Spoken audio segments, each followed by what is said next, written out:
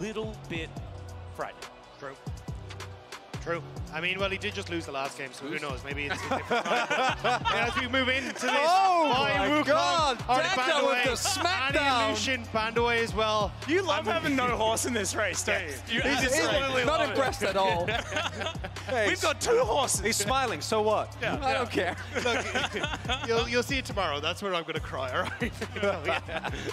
Well, Vi Wukong and the Maokai all banned away here by T1. They've identified that Peanut can be a little bit of a problem. Lucian and the Anian Nautilus going to be taken away here by GenG as K'Sante gets through. And T1 locks it down first. Double flex for T1 as well as GenG. We'll see where it's going to be going towards the end of the draft. Yeah, I think K'Sante is maybe the most busted champion that we have right now. Yes, obviously against T1 you're going to ban Lucianami, but I don't think that that duo is as strong against anyone because K'Sante, he can frontline, he can solo kill, he can survive multi-man ganks and somehow turn them into wins. So great B1 pick does mean that we will see pace back on the Aphelios as opposed to the Jinx, and I feel like the Jinx has been a little bit more consistent, and I think the range advantage is a really big part of that.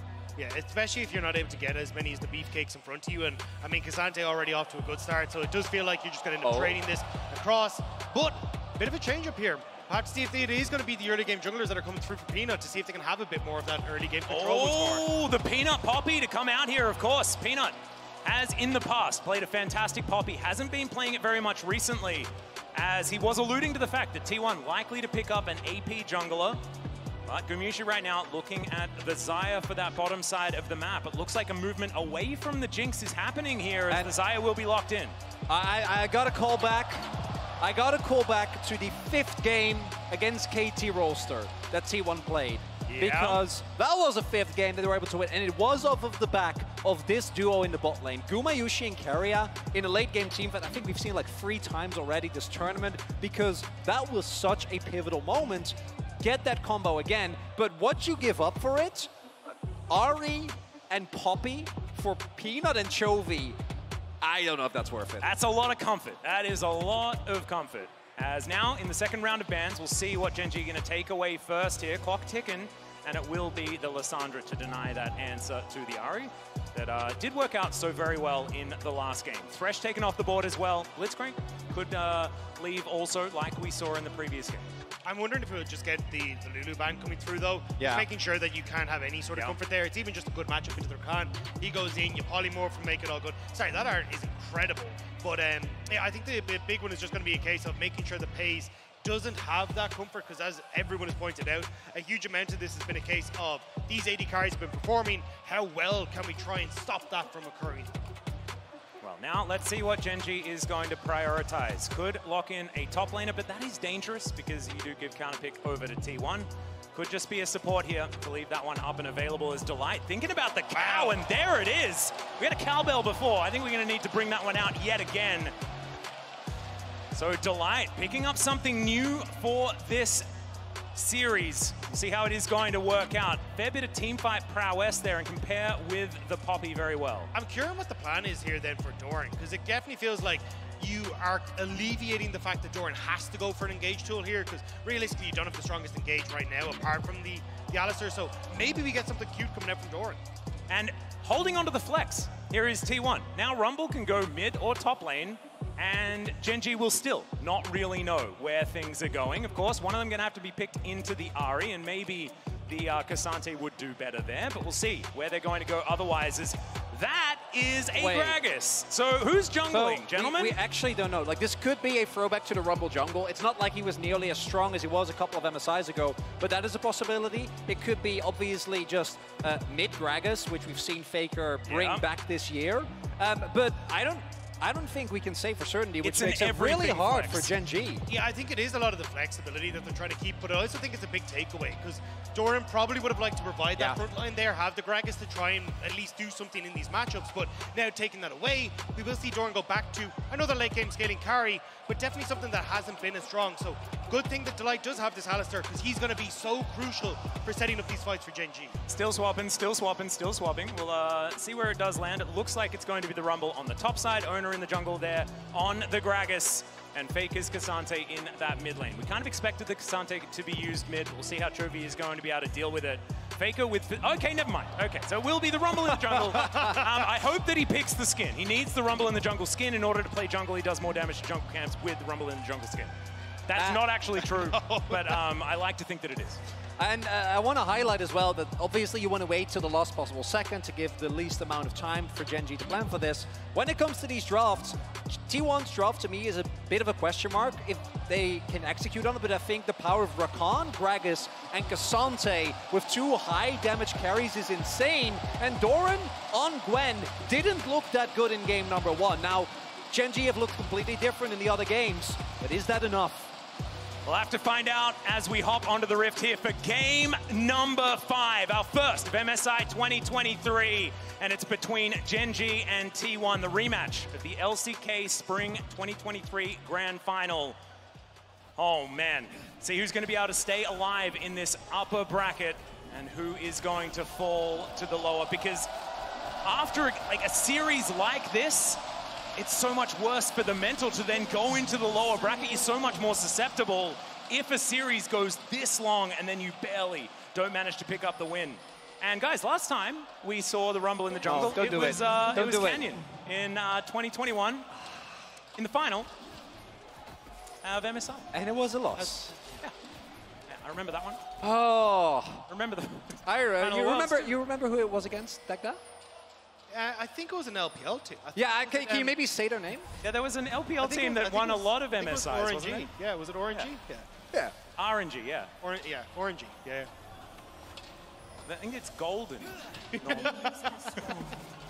Sorry, that joke goes way too far back. Never mind. Okay, so T1 setting up for the early game. No shenanigans to start this one off. We have to do that check after all of the Scions that we'd seen prior, but no Scion means no problem as far as this early game setup. So, GenG moving on in, looks like a topside start for them.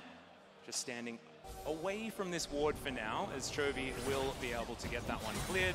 Doran going to help out with that. And that's quite big, because it means that there isn't actually any knowledge for T1 for certain where Peanut is going to go. The Poppy Peanut in particular is notorious for just flashing over Dragon Wolves. Yeah. Very early on, did it all the time last summer. So him not being known, I think, is a really big win here for GenG in the early game. And it's going to mean that T1, specifically the bot lane, I think, need to play it a little bit safer. And gentlemen, after we do get out of this pick and ban, moving into this game, who do we think has the edge as far as these drafts are concerned? Because it has been a really long time since we've seen the Rumble in the jungle, and T1 have taken some risks, I guess, with something that isn't necessarily as tried and tested. It's really hard for me to try and say right now, because I'm trying to like work through, I think something like a Gwen can actually do very well into a team fight against T1, right? Because GUMAYUSI, relatively short range for an AD carry. If you can actually snipe out GUMAYUSI with a lot of these ultimate procs from the Gwen, it can deal major damage and make these team fights very hard for Guma. But on the opposite side, I mean, Paze has so many things that he needs to try and deal with. The Equalizer, KERIA trying to jump onto him, Faker even potentially doing ZEUS casts, and that's where it becomes very hard to really say. I think a huge amount of this is execution, and can Guma get into the deal the damage? At the same time, last game, Paze was a Jinx with effectively no peel besides just his teammates, right? There was no Kench, there was no Fresh, and he stayed alive against that composition. So I find it very hard as well, because what I love about the T1 comp is that this is a comp that effectively plays itself, right? You go in with Cassante, with Rakan, and with the Gragas, and then you blow up whoever is in front of you. And really, I think the only thing that you are really going to struggle with is Peanut with that Steadfast presence. But I actually really like the Alistar here, so I'm thinking I'm leading to the conclusion that I actually have no idea. As I'm arguing in circles, I like both compositions, and I think the first few skirmishes, getting, for example, this Rumble ahead, might make the complete outlook of the game completely different. But that's exactly where I want this Game 5 to be. I want to see how both these teams can go head-to-head on two excellent comps where you're going to have to see exactly, like, can you try and have major upsets with, like, GUMAYUSI flying in on feathers, flashing forward, killing off Paze maybe in the backline, or can Delight find those big knock-up combos in the backline as well? Like, so much of this game is going to come down to execution and skill expression. And when you're in a Game 5 against two of the best teams the LCK has produced, that's exactly where I want this game to be. Well, we'll just have to see where the first point of contention is going to be. Right now, just laning, just, okay, Delight. Gonna try and find himself a knockup. Does have to flash to get out of the way of the grand entrance there as T1 getting frisky. ONER now moving down towards this bottom side, and with no flash on the Alistair, could be dangerous. They did have a ward, so they are able to back themselves away. Well, I was just about to say, we'll be very LCK for now nothing to happen for like 15 minutes. Yeah. It's just, it was waiting for a fight to break out, but fortunately, KERIA able to force a flash there of the light. Really has to respect, right, the fact that GUMAYUSI, if he gets the Fatal Recall, can take him down. Post 6, Light not really going to be worried about that anymore, as he will have his ultimate available. But for now, really need to respect, and I do agree with you, Dagda. I think the bot lane matchup, getting someone ahead there, has been a really big part of whichever team is at least able to get a lead and take control of the map in the series. Nice response to the charm there from Faker, but still going to lose out on this trade in this mid lane. And the thing I want to talk about is the top lane, because we've been talking a lot about the Gragas of Doran all series long. But ZEUS debuted on a NAR, but then played a lot of Gragas that season and was absolutely insane on the pick. As we check in on it, he's winning out a trade against the Gwen in the early game, something that's to be expected, but he's been able to find some really great angles on this champion in the past, and we'll see whether he can do it again. As once more, Doran going down very, very low, and now ONER is going to move in. Harpoon's at the ready. ZEUS very close to level 6. Only one minion was going to do it, I believe, as there it is. I mean, that top jungle 2v2 rather is really, really threatening, because ONER, if he hits his spears, especially after the buffs, you're going to get blown up in seconds, right? And particularly if you're Gwen, you rely so much on your Shroud to avoid damage. Neither Rumble nor Gragas is going to particularly care about that. Also looks like, as expected, ZEUS is going to go for the AP Gragas build, so a lot of damage coming in from the top side.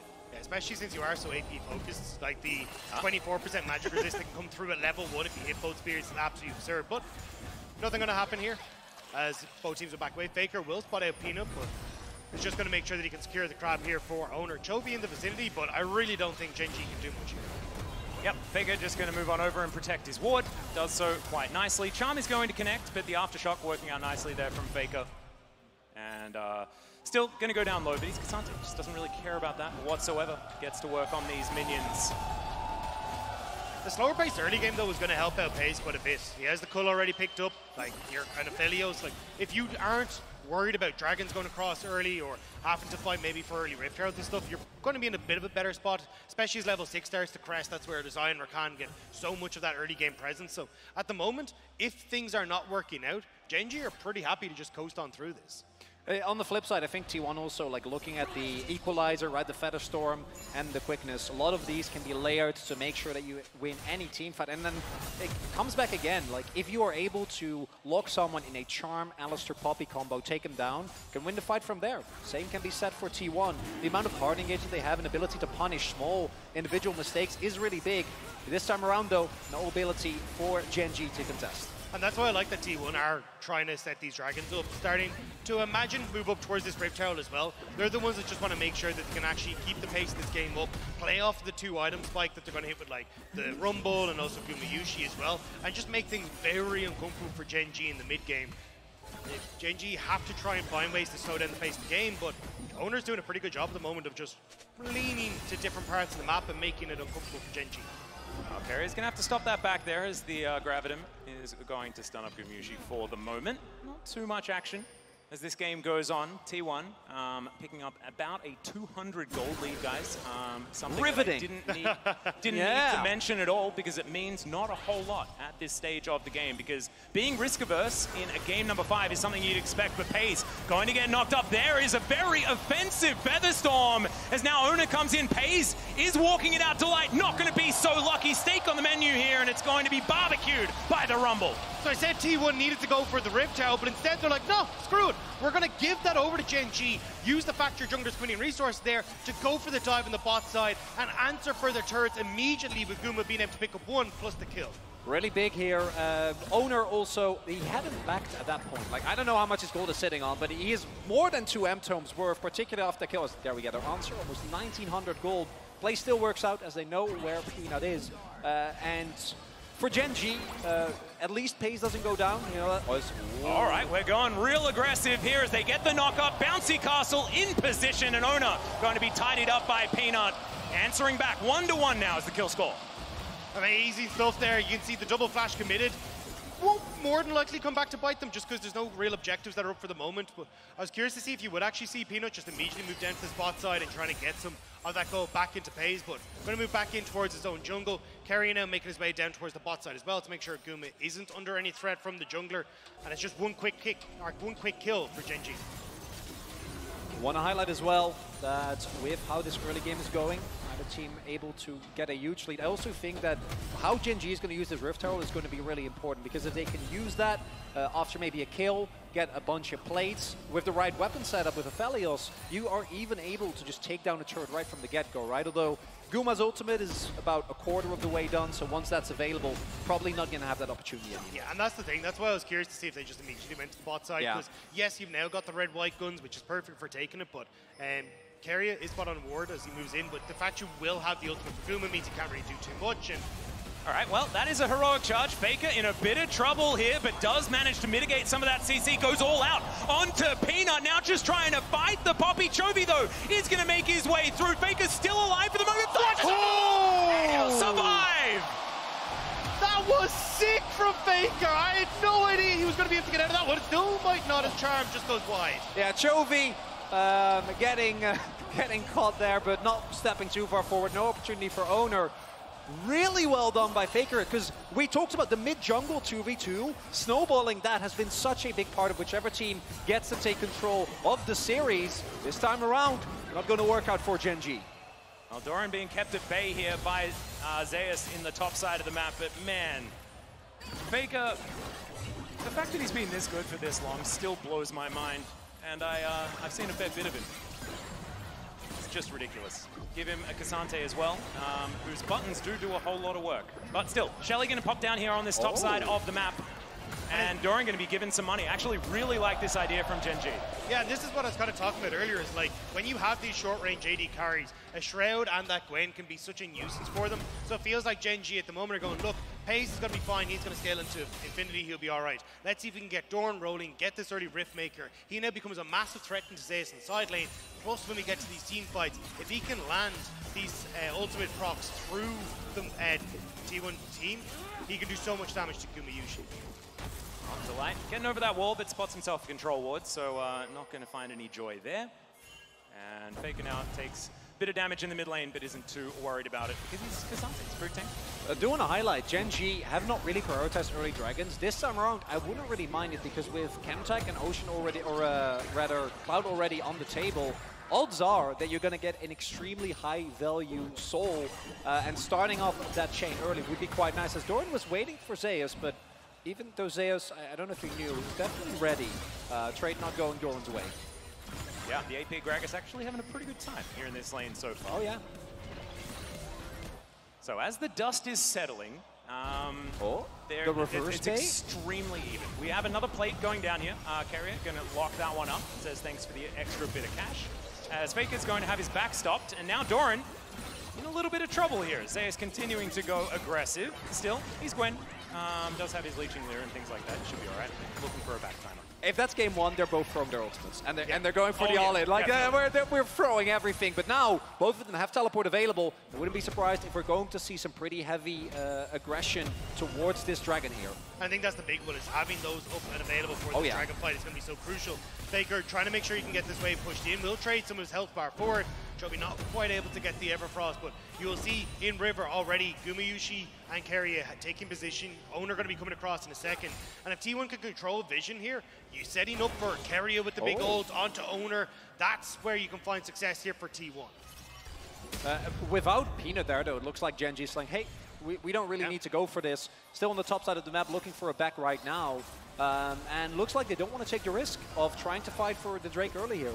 I was about to say, I'm curious to see what Chovy does, because you can push in mid, which he's just done, and lean to the top side, potentially look for a dive at Peanut, but Peanut gone for the reset as well. Looks like GenG don't want to cross map at all. They're just going to say, look, we're going to take this slow, make sure that we're trying to match in case they immediately try to move into bot or mid, and not let Pays fall behind in this one. Well, further behind.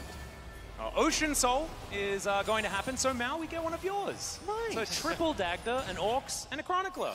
Yeah. Love to see it. I miss out. No Atlas yet, but you have plenty. There has been a Cloud Drake in every game, and I'll take that, you know? So we've had 5. So 5 have gone down. So it's more than, you know, a regular game. Yeah. So I think it's I'll nice. take that. I think it's neat. Riftmaker done for Doran here. That's a really, really big spike for the Gwen. And if we look at how some of these champions use, right, the Ocean Soul, Gwen to me is the main one. She already feels extremely unfair once she builds up enough AP. The amount of sustain that she gets from her needles and her Q is kind of insane. And let me tell you, if you add an Ocean Soul on top of that, that top lane 1v1 is not going to be sustainable anymore. Feels like it sounds like it started raining in here. And I actually kind of love that because we've got an Ocean Soul. Thank you so much, London, for that one. As now Atmospheric. That's the Shirley being started here, down to 4,000 health as GenG are looking for the team fight. Good knock up onto KERIA, but he gets himself out. Phenomenal equalizer, right in the right position. KERIA has to get out of there, though. He's very, very low. The feathers get pulled back, but no joy is almost there from Doran, and it's going to be Chovy that finishes that one off. Collects another kill, doesn't get the charm, as T1 now just trying to get themselves to safety. And by the end, nothing happens. Nothing. KERIA went down. KERIA went down. And they got the Rift Herald. Even trade. Good enough. What I want to highlight there is both the setup from T1, the bait that they were setting up with ZEUS, hiding in the pit, and then the response time that we see here. Crucially, this is after Peanut misses the ultimate. That could have been a game-deciding factor. Draw your attention to the flash that's about to come out here. Oh my God. But even though he doesn't go down, crucially, Pace is still zoned away from the fight as Doran. Yeah, Doran could be in a little bit of trouble here as ONER is going to move up, lands the harpoons, and Doran not as immune as he wants to be. Just going to get taken down there. ONER collects his second of the game. And not quite the best look there for Doran. Doesn't realize that ZEUS managed to stick around in the bush, but you can kind of get the idea that GenG are going for here, which is, hey look, Chovy's going to be fine on the side lane. Let's stick Doran, who's got that Riftmaker completed off on the side as well. But now, Delight, you don't have the members on the map that you want to, so he'll be forced to back away. Yep, just going to clop his way out of there. Is now Faker in a little bit of trouble. Peanut trying to keep him in position, goes all out. We've seen this one before. We'll see whether Faker can once again survive it as Chovy is looking to say no. As he gets over the wall, the charm still connects, and Chovy's going to collect it with the Foxfire. Just about able to finish that one off. Faker, not surprised to see Peanut rock up, but now Rift out of the mid will get one charge. The classic Faker. It's Faker for turret. That's a lot invested though, and they're going to get a first break and a subsequent charge. Yeah, there is the ultimate to come through from Peanut as they flash away. GUMAYUSI making sure that he keeps himself safe, but won't have that summoner spell for the next engage. It didn't want to end up getting caught by Delight. I wasn't sure if Delight was going to invest it, but you see it here as Chronicler was saying, a huge amount invested. Yeah, because even though they are able, this is one of the reasons why Cassandra is so highly prioritized. Even though they do end up getting him, look at how much time he wastes, right? And not just time, Chovy is forced to invest his flash just to make sure that they actually get the kill, and because of all the ultimates, all the time, all the cooldowns invested, T1 then gets the mid lane play. We do see GenG trade back a little bit. If they could have actually started the fight, would have been amazing, but they only get Guma's flash, which, while good, it is Xayah, so there is a lot of innate safety nonetheless. As a result, Gold still dead even at 17 minutes here. You can see, though, that GenG were like, look, if we can get a couple of these slows off, Doran does grand, we can get Delight into the fight.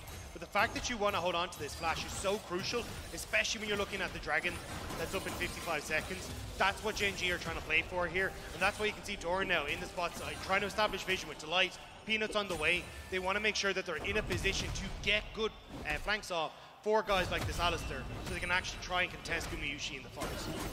Goal difference powered by AWS, not giving us a whole lot of information because honestly, the gold has been pretty much identical between these two teams throughout this game. The amount of trades that have just been incredibly even has been too many, so it's hard to say who's really coming out ahead. I feel like the team with Gwen, though, often feels a little bit more dangerous as you get to late game, but then there's a Xayah situation, and I just don't know.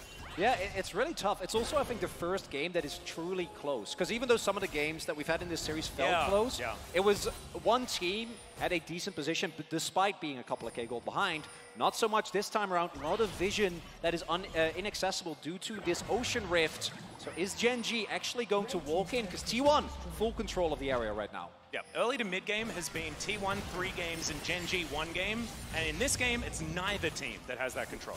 The thing is, though, because T1 have control over River, well, Peanut just waltzing on through.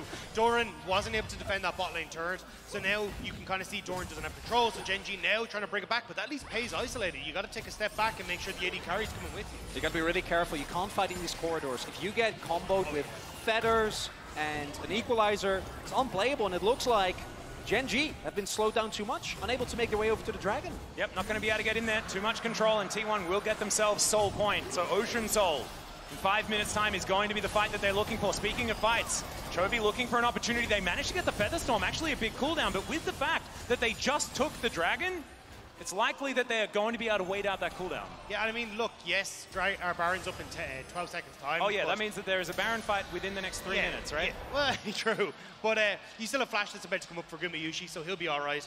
Like, there's no real threat that GenG are going to be able to put off. It was a nice attempt, kind of just like, hey, look, we'll see if you can fish for something as now. They're going to see if they can get Faker on this top end. Well, Peanut biding his time, not wanting to give his position away, as Faker going to mitigate the CC. And we'll just walk away. So not going to get too much excitement, action, and things like that. Yeah, I think after try 1 and 2, like, is it even if we get him, is it really worth it? And in this case, they also don't have topside control, and if ONER does end up showing up, the 2v2 is a much different situation than if you'd just be 1 versus 2. All right, gentlemen, I want to play a game. How, when, like, at what time is the gold lead going to be over 1,000? 26 minutes. 26 minutes for Dagda, Chronicler, and what about you? I'm going to say 24. I think someone is going to get Baron. So 24 minutes? Yeah. How about you? Okay, I'm thinking 22. So I have a feeling... Oh, 22. Yeah. So I have a feeling what'll happen is we'll get to next Dragon. GenG are like, okay, do we really care about Ocean Soul? Not particularly. Let's just try and bait Baron, which means that then one person on T1 gets Dragon, and then we just have this Baron dance indefinitely until Boulder comes. Why does I'm he be have wrong in 45 seconds? Why does he have a reason? I'm not understanding. That's not the point of this game. Stop explaining it so well, Dagda. Yeah, I actually feel even more stupid for picking a time that's very silly. I'm trying to work it out. Come on, man. No, it's okay.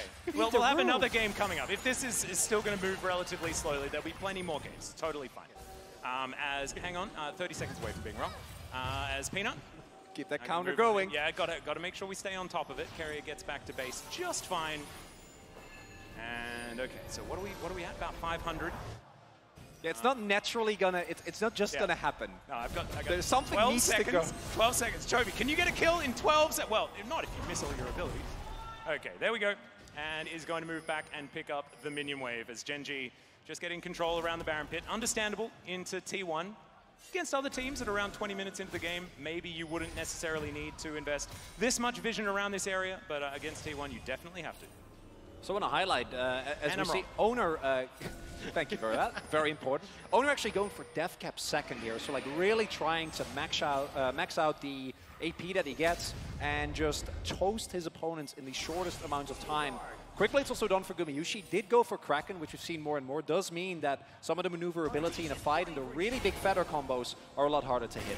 I think it makes sense, though, when you're only really worried about Delight's engage, and it's relatively easy to get a Featherstorm or something, so I definitely like the trade-in. The only thing I'm worried about is that, like, the longer this kind of stalemate continues, we do end up Doran getting to super late game. You'll have the Infinity Edge completed, and I feel like this is, as soon as this Rabadon's deck cap is completed for T1, that's the moment where they're strongest, and that's when they really need to pick it up a gear. It should pair nicely with when the Dragon's up, but as I said, I'd be very surprised if GenG actually try to commit to anything at that stage. All right, well, I mean, taking that inner turret meant that T1 brought it all the way back to Dead. So we are still waiting for someone to make that play that gets some sort of advantage in this game, and right now, it is just so much posturing.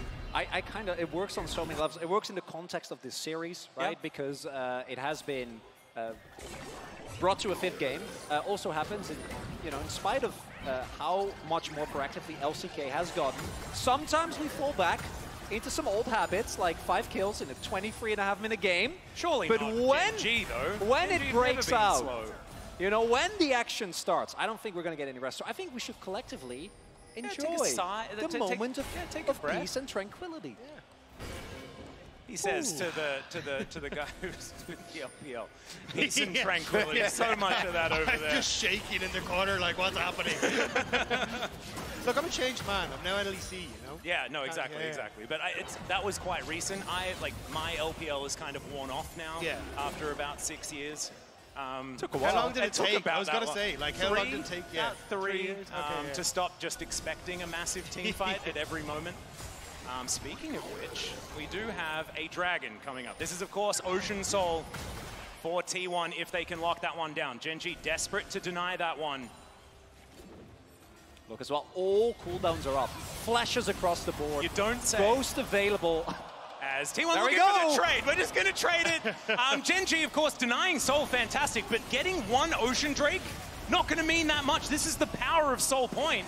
As T1 has started this one off, they can back away from it at a moment's notice. At Faker diving forward, doesn't find Chovy there. Everfrost is good. Equalizer, even better. But Doran, he's immune, guys. And now T1 will back away. Let's count how many are dead. None. And nothing really burned apart from the ultimates, but now T1 still trying to push forward, trying to make sure they can get control over mid lane, so it's very hard for GenG to move across. Delay gets the flash headbutt. They find the backline as GUMAYUSI already has used the Featherstorm. Doran down incredibly low. Stays alive for so long, but it's not going to be enough. Another couple of kills to come through for the Rumble, and T1 come alive at 25 minutes. And it starts off with the engage, but it is not enough. Guma stays alive nonetheless. Pays is swept out of the team fight by Faker, and without that damage, T1 is gonna break open the base. And it was so even for so long, and now T1 are just crushing through the base of GenG. What can one cow do? He needs to buy 10 seconds of time, but it's not going to happen. And at 26 minutes, almost on the dot, T1 will take the Nexus and win a game 5 for the first